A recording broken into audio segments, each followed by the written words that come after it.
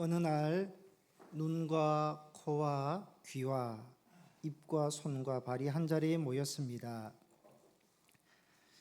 코가 입을 성토하기 시작했습니다. 우리 몸의 여러 지체들이 제각기 수고하며 주인을 섬기는데 가장 몹쓸 놈이 한 놈이 있습니다. 나하고 제일 가깝게 있는 입이라는 놈인데, 입은 하고 싶은 말은 혼자 다 하고 먹고 싶은 게 있으면 혼자 먹어치웁니다. 음식이 맛있어 보여 내가 냄새 좀 맡으려고 하면 낼름 입으로 가져가 버립니다. 어리없는 입을 어떻게 하면 좋겠습니까? 다른 지체들에게 물었습니다. 발이 맞장구를 쳤습니다. 나야말로 이 때문에 받은 서러움은 코와 못지 않습니다. 우리 주인 몸무게가 얼마나 무겁습니까?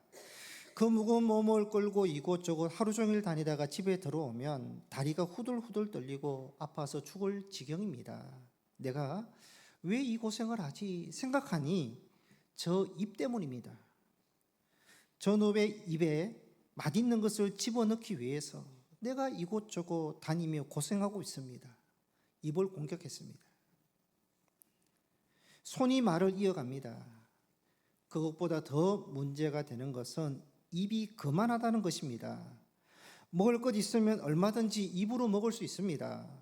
개나 닭이나 소를 보십시오. 다 입으로 주워 먹습니다. 그런데 저 입은 어떻게 된 것인지 손이 날 보고 이것 갖다 달라 저것 갖다 달라 일일이 심부름을 시킵니다. 그것도 모자라서 요지로 이 쑤셔라 이 닦아라 계속 시키니 안 입고봐 견딜 수 없습니다. 눈이 거듭니다. 우리 성토만 하지 말고 입을 골려줍시다. 절대 입으로 들어가지 못하도록 합시다.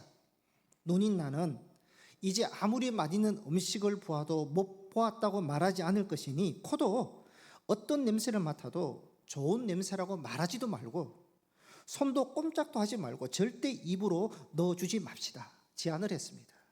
좋다고. 그렇게 4일이 지나갔습니다. 다리가 말합니다. 내 다리가 왜 이렇게 후들후들 떨리는지 모르겠습니다.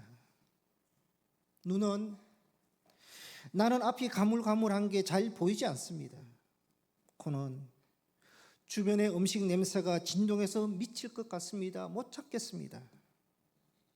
그동안 아무 말도 하지 않았던 입이 한마디 합니다. 형님들, 나도 입이 타서 죽겠습니다. 이러다 우리 다 죽습니다. 내가 먹고 마시는 것이 나만을 위한 것입니까? 손이 어쩌다 매운 것 집어다가 넣어주면 내 입에 불이 납니다. 빨리 달라고 배에서 꼬르륵 소리가 나서 빨리 넘기려고 하다가 입술을 깨물기도 하고 혀를 깨물기도 하고 피 흘릴 때도 있습니다. 이게 다 나를 위한 것입니까? 우리 몸의 사지백체를 위해서 고생하는 것이니 형님들 너무 서러워하지 말고 서로 협력하며 잘 지냈으면 좋겠습니다. 입의 말에 다른 지체들이 수긍하면서 예전대로 제각기 일을 잘 맡았다라는 이야기입니다. 여러분, 몸은 여러 지체들로 구성되어 있습니다. 지체들이 다 다양합니다. 다양한 지체들이지만 서로 다름을 인정하고 다름 속에서 각자의 지체의 역할을 감당하고 그러면서 서로 협력하고 연합할 때요, 몸이 건강합니다. 지체가 살 수 있는 것이죠. 만약에 지체들이 서로 다르다고만 주장한다면, 서로 다르다고 그것을 인정하지 않는다면요, 몸도 지체도 병들게 될 것입니다. 몸이 건강하기 위해서는 각 지체들이 각자의 역할을 잘 감당하고 협력해야 합니다. 몸뿐만이 아닙니다. 가정 공동체, 교회 공동체, 어떤 공동체가 건강하고 행복하기 위해서는요, 다 다릅니다. 다름을 인정하고 그렇지만 서로 협력하고 각자의 역할을 감당할 때 건강할 수 있고 행복할 수 있는 것입니다.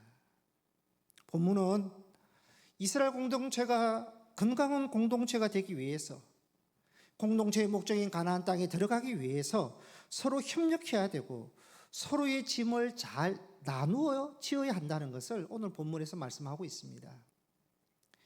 민수기 11장 내용을 설명을 드리면요, 이스라엘 백성들이 출애굽 후에 약속의 땅 가나안을 향해서 가면서 광야를 지나가게 되었습니다. 그들은 먹는 음식 문제로 불평을 합니다. 애굽에 있을 때는 노예 신분이었지만 고기도 먹고 생선도 먹고 수박도 맛있는 것을 먹었는데 이 광야에서는 만나 외에는 아무것도 먹지 못한다. 우리에게 고기를 줄 사람이 누가 있느냐? 모세에게 불평과 불만을 쏟으면서 심지어 울기까지 합니다. 모세는 백성들의 불평과 불만이 한두 번이 아니고 계속해서 쏟아내니까 힘들고 목소리도 폭발합니다.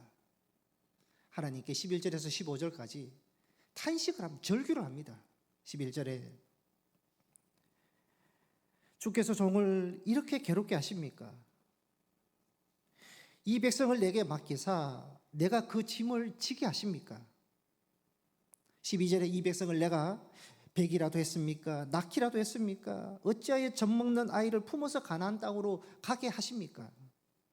13절에 책임이 너무 무거워서 저 혼자 이 모든 백성을 감당할 수 없습니다.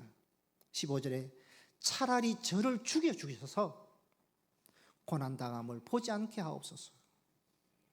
모세의 짐이 얼마나 무거웠으면요, 죽어서 고난을 보지 않게 해달라고 호소를 합니다. 모세의 짐이 어떤 짐이냐? 책임입니다. 책임. 하나님께서 모세를 부르셨습니다. 모세는 이스라엘 백성들을 출애굽시켜서 약속의 땅 가나안으로 들어가도록 부름을 받았습니다. 그러니까 모세는 가나안으로 인도하는 책임이 있습니다. 그런데 모세는 백성들이 계속되는 불평과 원망으로 혼자서는 이것을 감당할 수 없어서 차라리 내가 죽어서 이 책임에서 벗어나면 좋겠다고 그렇게 하나님께 하소연을 했습니다. 그러자 하나님께서 모세의 절규를 들으시고 16절, 17절에 두 가지를 말씀하십니다. 첫 번째로 이스라엘 안에 어른, 장로들 70명을 모으라. 두 번째로 17절에 너희에게 준 나의 영을 그들에게도 주어서 백성의 짐을 담당해서 너 혼자 감당하지 아니하리라. 그렇게 하나님께서 말씀을 하셨습니다. 이 하나님의 말씀에서 책임, 짐에 대해서 우리가 몇 가지 생각해 볼 수 있는데요. 첫 번째는 책임은 서로 나누어야 합니다. 나누어 지어야 하고 그 책임에는 협력자가 있어야 된다는 것입니다. 여러분, 혼자보다 협력한다, 함께한다, 연합한다. 그 중요성을 전도서에서 설명합니다. 전도서 4장 9절에 보시면 두 사람이 한 사람보다 나으면 그들이 수고함으로 좋은 상을 얻을 것입니다. 두 사람이 함께 일하면 더 좋은 결과를 얻게 된다 말씀합니다. 10절에 함께하면 하나가 넘어지면 다른 사람이 일으켜 줄 수 있다. 12절에 혼자 싸우면 지지만 두 사람이면 맞서 이길 수 있다. 세겹줄은 쉽게 끊어지지 않는다. 연합하면 강한 힘이 생긴다고 말씀합니다. 여러분, 촛불 하나로는 예배당을 바뀔 수 없습니다. 그러나 이 예배당 안에 촛불이 수십 개가 되고 수백 개가 되면 연합하면 환하게 바뀔 수 있습니다. 연합의 힘입니다. 함께하면 놀라운 시너지 효과가 나타나고 연합하면 놀라운 힘과 결과가 나타난다는 것입니다. 여러분, 기러기들이 새들이 날아갈 때 V자형 대열로 날아가는 것을 볼 수 있습니다. 기러기들이 V자형으로 날아가는 이유는요, 앞에 날아가는 기러기의 그 날개짓이 뒤에 기러기들에게 상승 기류를 작용시켜서 혼자 날아가는 것보다 71% 이상 더 멀리 날아갈 수 있게 한답니다. 함께하고 연합하는 힘입니다. 모세는 이스라엘 백성들에게 최고의 지도자였습니다. 애굽에 놓여있던 이스라엘 백성들을 출애굽시키고 약속의 땅 가나안으로 들어가기 직전까지 40년 동안 인도했습니다. 그런데요, 모세는 그 일을 혼자 감당하지 않았습니다. 하나님께서 모세를 돕는 협력자를 붙여주셨습니다. 그래서 출애굽할 때도 모세 혼자 바로 왕에게 간 것이 아니라 모세를 돕는 형 아론을 협력자로 붙여주셨고요. 오늘 말씀에도 모세가 혼자 나는 도저히 감당할 수 없다고 하니까 하나님께서 70명을 붙여주셔서 협력하고 돕도록 하셨습니다. 사도 바울도 마찬가지입니다. 하나님은 바울에게 수많은 협력자를 붙여주셔서요, 더불어 복음 사역을 감당하게 하시고 함께 초대교회 부흥을 일으키게 하시고 협력해서 복음과 예수를 땅끝까지 전파하도록 하셨습니다. 바울에게는 어떠한 복이 있었느냐? 함께하는 복, 연합하는 복이 바울에게 있었습니다. 성도 여러분, 여러분의 인생의 여정에도, 우리의 신앙의 여정에도 함께하는 복이 있으시기를 바랍니다.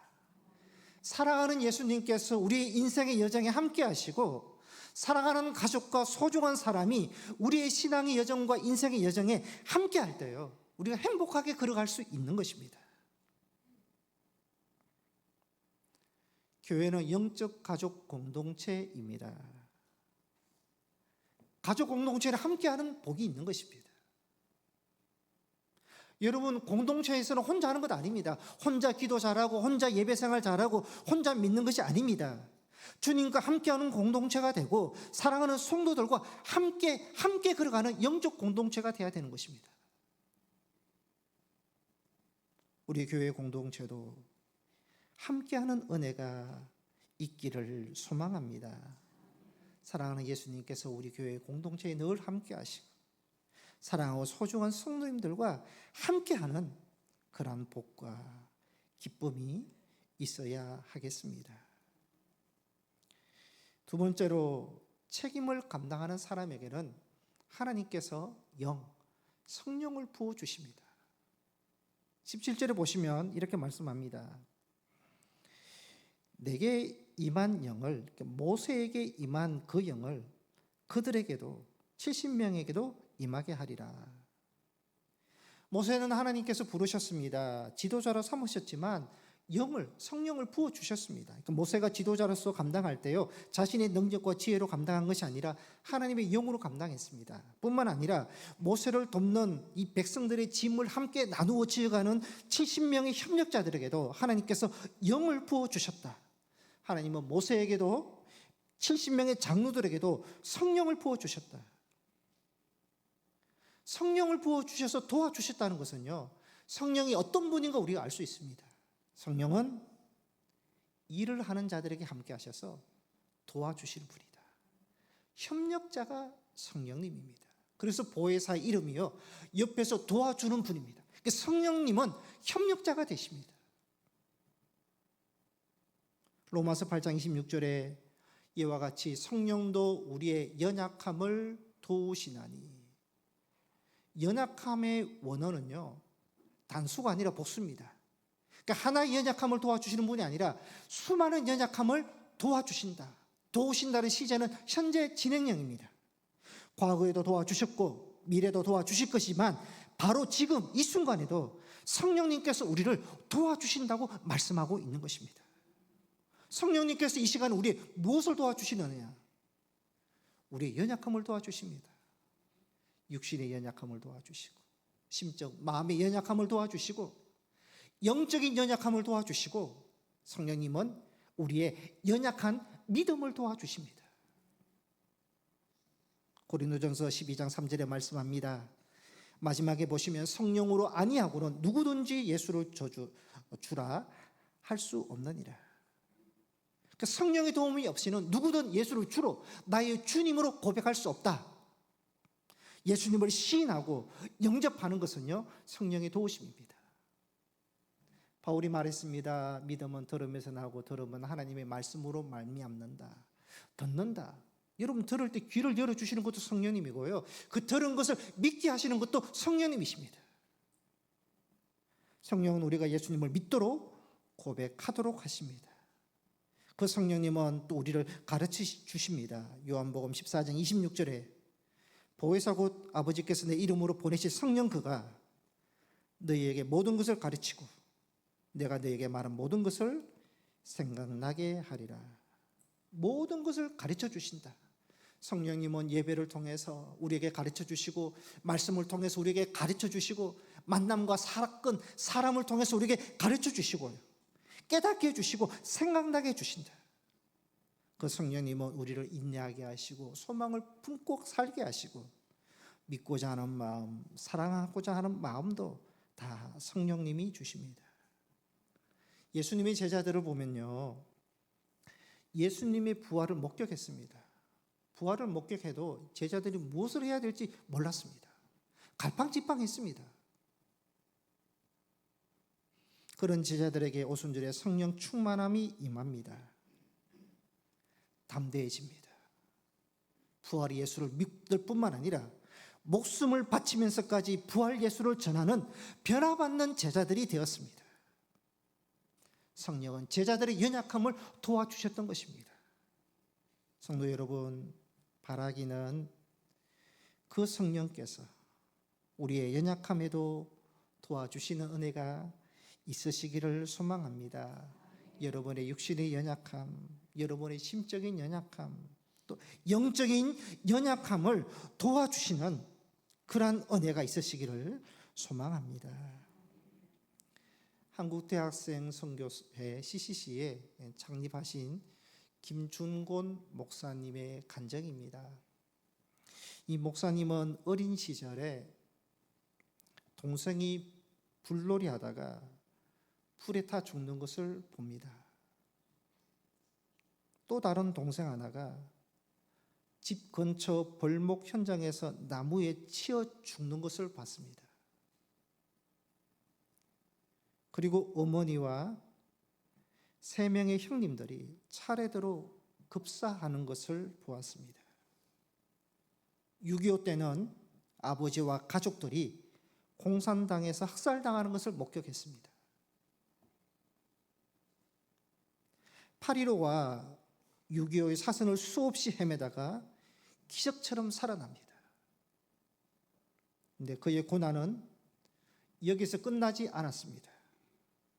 목사님이 동생이 고등학교 교감으로 봉직했는데 10살에서 16살 사이에 딸 4을 남겨두고 간암으로 죽는 것을 아픔을 겪습니다. 그리고 몇 년 지난 후에 목사님의 딸이 위암으로 157일 동안 고통을 겪다가 2 어린 딸을 부탁한다는 말을 남기고 죽는 비극을 당합니다. 그 다음 해에는 동생과 재수 씨가 죽고 막내 동생은 간경화로 시한부 인생을 살다 죽었습니다. 어떻게 보면 이 목사님은 현대판 욥입니다. 정말 기막힌 인생, 비극적인 인생을 살아왔습니다. 보통 사람 같으면요, 수십 번 넘어졌을 것이고 아마 하나님을 떠났을 것입니다.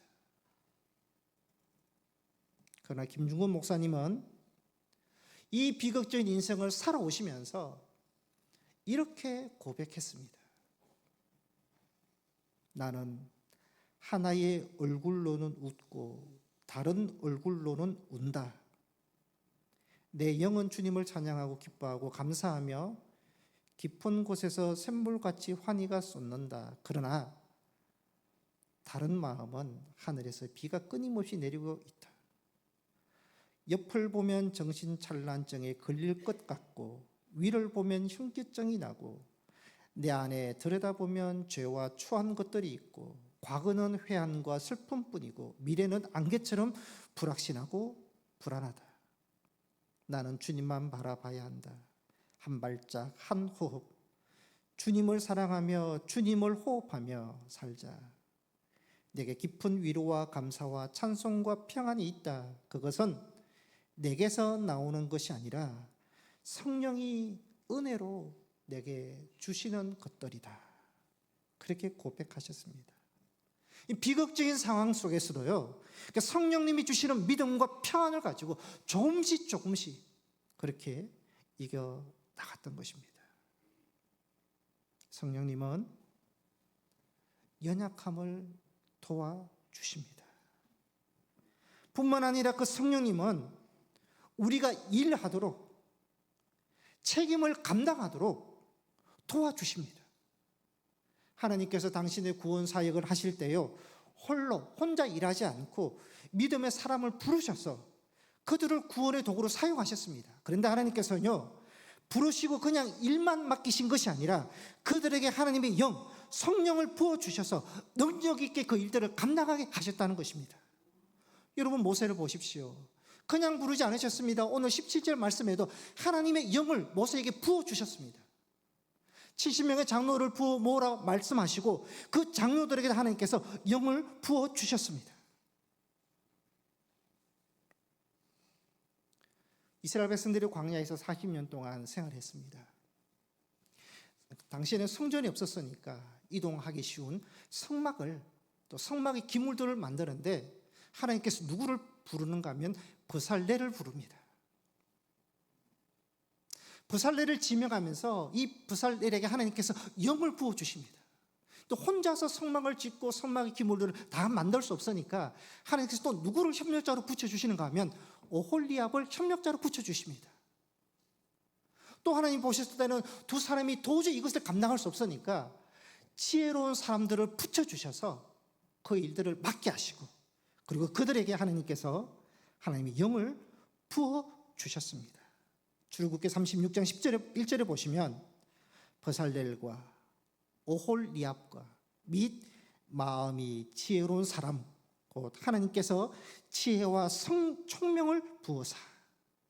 그러니까 중요한 것은요, 하나님께서 지혜와 총명, 하나님의 영을 부어주셨고요, 함께 할 수 있도록, 협력할 수 있도록, 나누어 짐을 지울 수 있도록 하나님께서 그렇게 하셔서 성막과 성막의 기물들을 만들게 하셨다는 것입니다.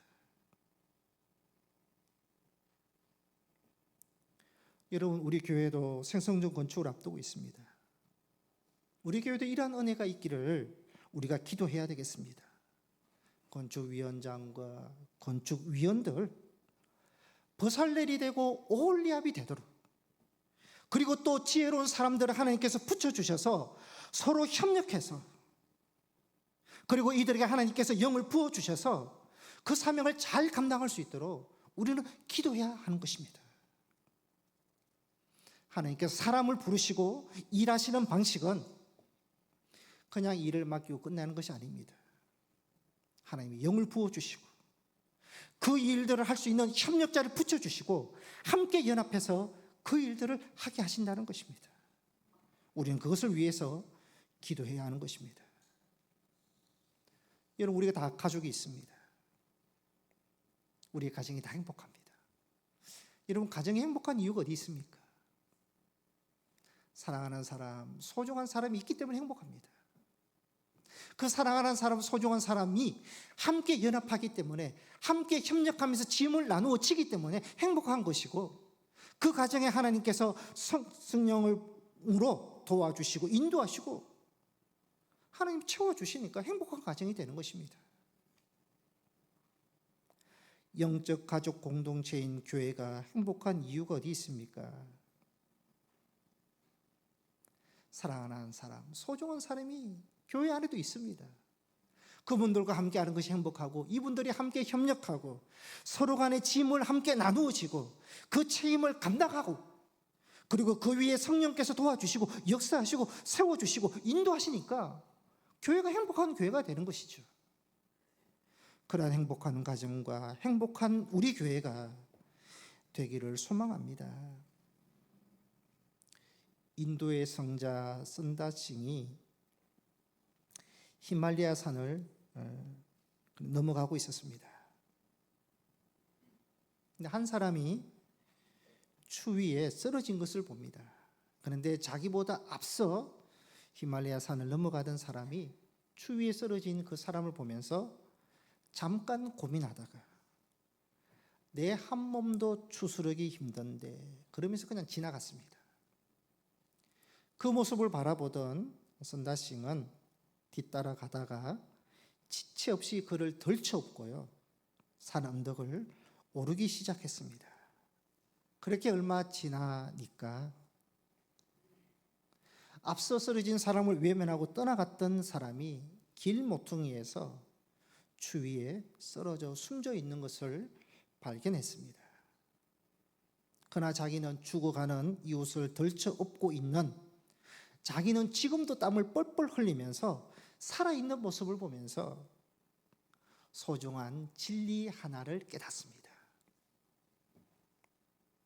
남을 살리는 것이 바로 나를 살리는 길이다. 진리를 깨닫습니다.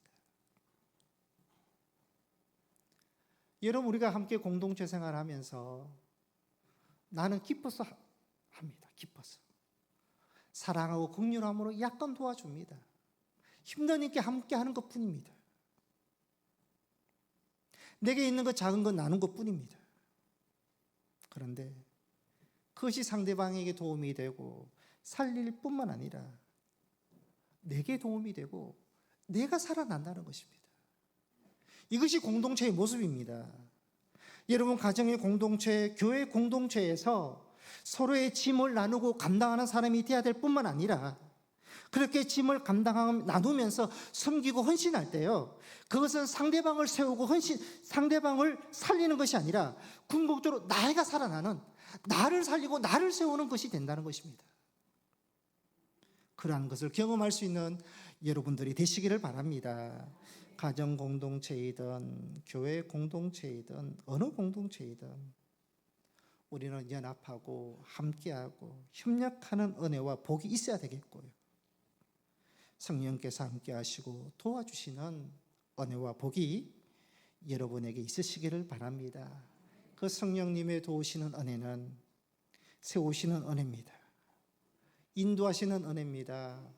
회복하시는 은혜입니다. 살리시는 은혜입니다. 이 성령님의 도우심의 은혜를 우리가 경험하는 여러분과 또 우리 교회 공동체가 되기를 소망합니다. 기도하시겠습니다.